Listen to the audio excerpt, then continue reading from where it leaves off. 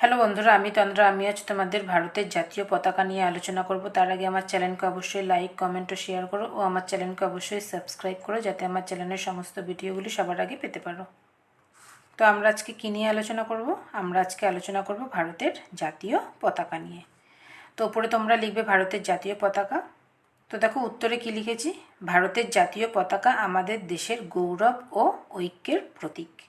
এটি আকারে আয়তকার। পতাকার দৈর্ঘ্য ও প্রস্থের অনুপাত 3:2।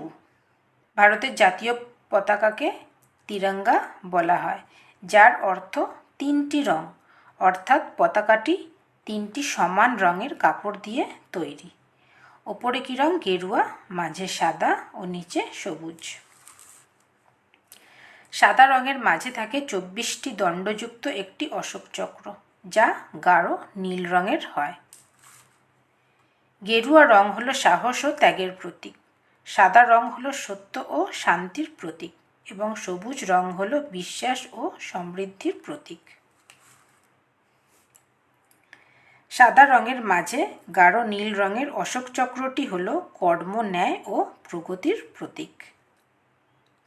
1947 সালের 22শে জুলাই ভারতের সংবিধান এই পতাকাকে ভারতের জাতীয় পতাকা হিসাবে অনুমোদন দেয়। ভারতের জাতীয় পতাকার নকশা তৈরি করেছিলেন পিঙ্গালি ভেঙ্কাইয়া। জাতীয় উৎসব যেমন স্বাধীনতা দিবস, প্রজাতন্ত্র দিবস, 23শে জানুয়ারি, গান্ধী জয়ন্তী প্রভৃতি দিনগুলিতে জাতীয় পতাকা উত্তোলন করা হয়। সূর্যোদয়ের সময় জাতীয় পতাকা উত্তোলন করতে হয় এবং সূর্যাস্তের সময় তা নামিয়ে ফেলতে হয়। আমাদের জাতীয় পতাকাকে সবসময় শ্রদ্ধা ও সম্মান করা উচিত।